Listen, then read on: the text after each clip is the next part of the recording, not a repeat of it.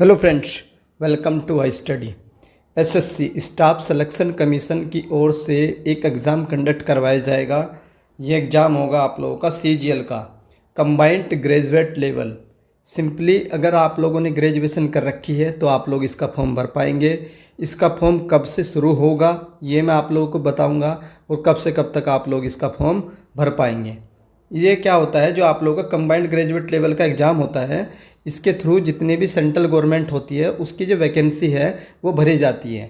उस वैकेंसी में आप लोगों की क्या क्या वैकेंसी होती है मैं आप लोगों को दिखा देता हूँ कि इससे कौन कौन सी वैकेंसी भरी जाती है। कुछ वैकेंसी आप लोगों की पे लेवल 8 की होती है। ये 2 पोस्ट होती हैं, assistant audit officer and assistant accounts officer. उसके बाद आप लोगों की पे लेवल 7 की वैकेंसी होती है, जिसमें आप लोगों की असिस्टेंट सेक्शन ऑफिसर होता है। जो भी आप लोगों की सेंट्रल गवर्नमेंट के डिफरेंट मिनिस्ट्री है उनके अंडर में ये पोस्ट आती है, ये भरी जाती है सीजीएल के थ्रू ही।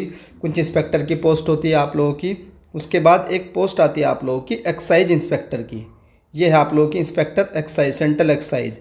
तो इस वीडियो में मैं आप लोगों को बताऊंगा कि आप लोग एक्साइज इंस्पेक्टर कैसे बन सकते हैं, एक्साइज इंस्पेक्टर को कितनी सैलरी मिलती है और क्या इसका एलिजिबिलिटी क्राइटेरिया रहता है। तो इस वीडियो में हम लोग देखेंगे एक्साइज इंस्पेक्टर के बारे में। और जो आप लोग का इनकम टैक्स इंस्पेक्टर है उसके ऊपर मैं ऑलरेडी वीडियो बना चुका हूँ। असिस्टेंट सेक्शन ऑफिसर के ऊपर ऑलरेडी वीडियो बना चुका हूँ, आप लोग जा करके चेक कर लीजिएगा हाई स्टडी चैनल पर। इस वीडियो में हम लोग बात करेंगे एक्साइज इंस्पेक्टर। बहुत ही रेप्यूटेड जॉब रहती है, हाई डिमांडेड रहती है और एक अच्छी जॉब मानी जाती है एसएससी सीजीएल के थ्रू एक्साइज इंस्पेक्टर की। तो बात कर लेते हैं इस एक्साइज इंस्पेक्टर की। ये ग्रुप बी की पोस्ट होती है और इसका जो एज क्राइटेरिया रहता है 18 से 30 रहता है। अगर आप लोगों की एज 18 से 30 के बीच में है, सिंपली ग्रेजुएशन आप लोग कर चुके हैं, तो आप लोग इसका फॉर्म भर पाएंगे एक्साइज इंस्पेक्टर का। भरा कैसे जाएगा, एसएससी का फॉर्म आएगा, कब आएगा वो मैं आप लोगों को बताऊँगा। अब देख लेते हैं इसकी एलिजिबिलिटी क्या होती है। कुछ पोस्ट आप लोगों की पे लेवल 6 की भी होती है। इनमें से किसी पोस्ट के बारे में अगर आप लोग इन्फॉर्मेशन चाहते हैं तो आप लोग कमेंट कर दीजिएगा, उसकी इन्फॉर्मेशन हम अलग वीडियो में देख लेंगे। कुछ ऑडिटर की पोस्ट होती है, फिर पे लेवल 4 में आप लोगों की पोस्टल असिस्टेंट, सॉर्टिंग असिस्टेंट की पोस्ट होती हैं और कुछ टैक्स असिस्टेंट की पोस्ट होती है।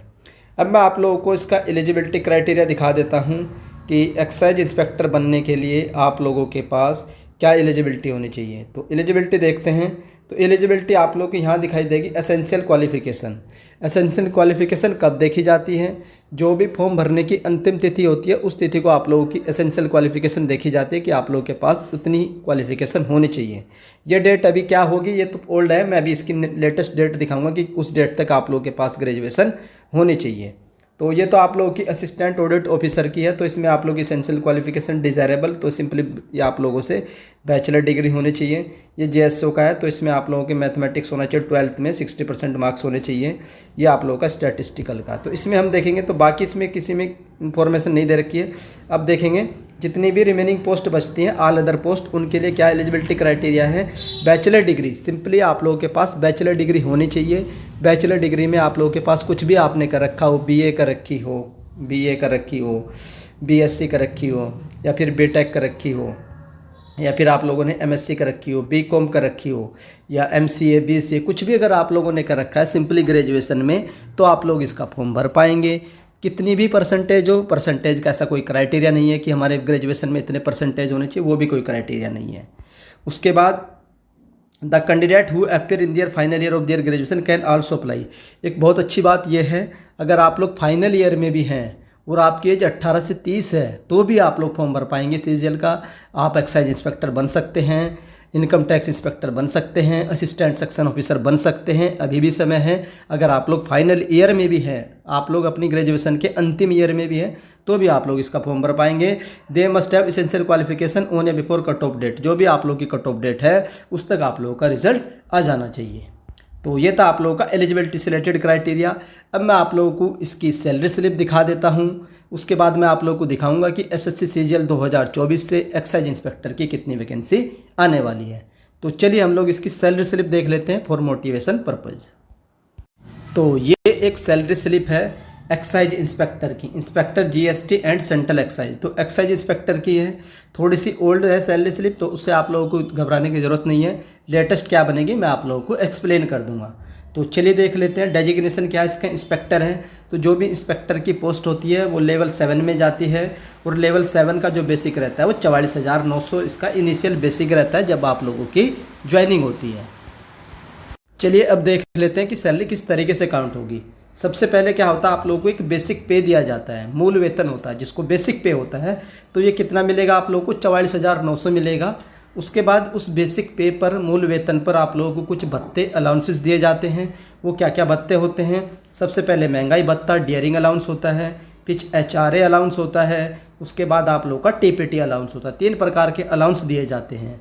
तो उस समय जो सैलरी बनी थी वो 77,000 ग्रोस बनी थी, और इन हैंड जो सैलरी बनी थी 70,386 बनी थी।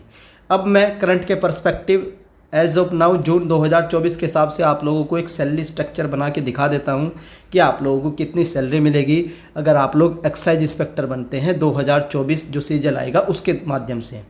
तो 44,900 आप लोगों का बेसिक रहेगा, इसमें कोई चेंजेस नहीं होगा। लेकिन अब क्या है कि जो DA है, महंगाई भत्ता, वो चेंज हो चुका है, तो ऑलमोस्ट आप लोग को 50% मिलेगा। तो इसका 50% मान लीजिए आप लोग 22,450। ये आप लोगों का महंगाई भत्ता, डियरिंग अलाउंस हो गया। उसके बाद HRA होता है। HRA आप लोगों का डिपेंड करता है कि आप कोई पोस्टिंग X सिटी में है, Y में है, Z में है, तो ये भी आप लोगों का 10% रिवाइज हो चुका है, 20%, और X सिटी में 30%। सपोज दैट आपकी पोस्टिंग X सिटी में होती है, जो आप लोग की मेट्रो सिटी है, दिल्ली, मुंबई, कोलकाता, चेन्नई, जो बड़ी बड़ी सिटी है, वहाँ पर आप लोगों को 30% महंगाई, ये आप लोगों का HRA मिलता है, हाउस रेंटल अलाउंस मिलता है। 30% किसका होता है, ये भी आप लोगों का बेसिक का होता है। तो बेसिक कितना है, 44,900, और इसका जो 30% होगा वो मैं आप लोगों को बता देता हूँ। ऑलमोस्ट मान के चलिए इसका 30% जो होगा ये होगा 4 या 12, तो अप्रोक्सीमेटली 13,000 मान करके चलिए। तो 13,000 आप लोगों का महंगाई भत्ता हो गया, ये आप लोगों का HRA हो गया। उसके बाद आप लोगों का TPT अलाउंस 4824 है, तो ये भी आप लोग ऑलमोस्ट 6,000 मान करके चलिए। अब आप लोगों को 6,000 के अप्रोक्सीमेट मिलेगा। तो जो ये आप लोगों की ग्रोस सैलरी बनेगी, तो टोटल देख लेते हैं, तो 44 और 22 66, और एक ये मान लीजिए 67, उसके बाद 67 और 13 हो गया आप लोगों का 80, और 86,000। तो आप लोगों की जो सैलरी बनेगी 86,000 बनेगी ग्रोस सैलरी, और लगभग 7-8 हज़ार इसमें आप लोगों का डिडक्शन मान लीजिए।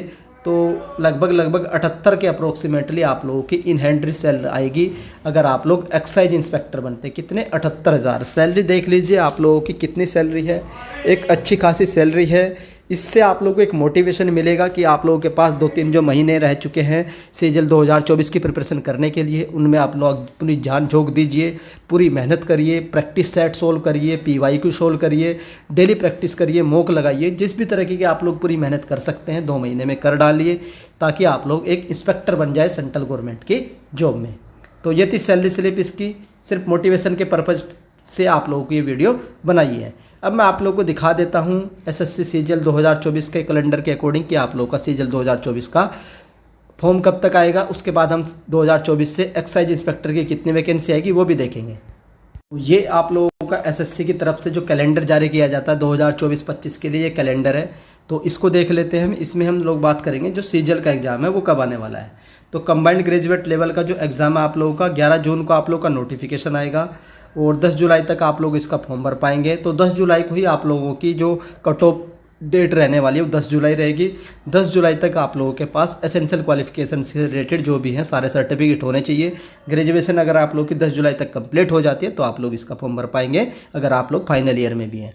एग्ज़ाम आप लोगों का सितंबर अक्टूबर में होगा, तो अभी जून चल रहा है, तो जून जुलाई अगस्त 3 महीने पूरे हैं। उसके बाद सितंबर में आप लोगों का Tier 1 का एग्ज़ाम कंडक्ट करवाया जाएगा। तो ये था आप लोगों की इन्फॉर्मेशन कि फॉर्म कब से आएगा। उसके बाद ये भी देख लेते हैं कि 2024 से अब तक कितनी वैकेंसी आ चुकी हैं, और एक्साइज इंस्पेक्टर की 2024 में कितनी वैकेंसी होगी।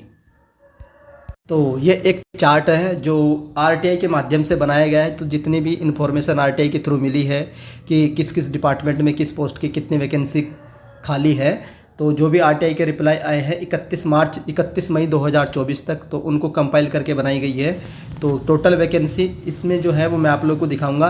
पहले मैं आप लोग को दिखा देता हूँ कि एक्साइज इंस्पेक्टर GST की टोटल वैकेंसी कितनी आने वाली हैं सीजल 2024 से, तो 2664 वैकेंसी, तो बहुत ही अच्छी खासी वैकेंसी है, बहुत वैकेंसी होती है इंस्पेक्टर की सिंपली ग्रेजुएशन बेस पर। और अभी तक की सबसे ज़्यादा वैकेंसी जो आएंगी वो इसी की आने वाली हैं, एक्साइज इंस्पेक्टर की। सैलरी मैंने आप लोग को बता दी है, 78,000 आप लोग की नेट सैलरी बनेगी 2024 के थ्रू, अगर आप लोग सीजल को ज्वाइन करते हैं, एक्साइज इंस्पेक्टर बनते हैं।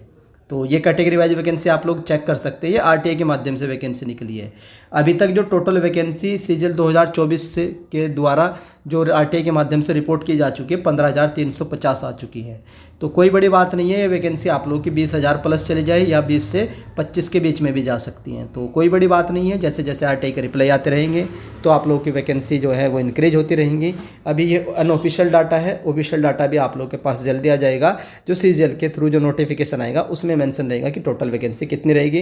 लेकिन इतनी तो कंफर्म हो चुकी है, तो 20 प्लस आप लोग मान करके चलिए, 2024 से 20 प्लस वैकेंसी आप लोगों की आने वाली है, 20,000 प्लस। तो ये वीडियो सिर्फ इसी पर्पज़ से बनाई गई थी ताकि आप लोग पढ़ते रहिए, मेहनत करते रहिए, मौका लगाते रहिए।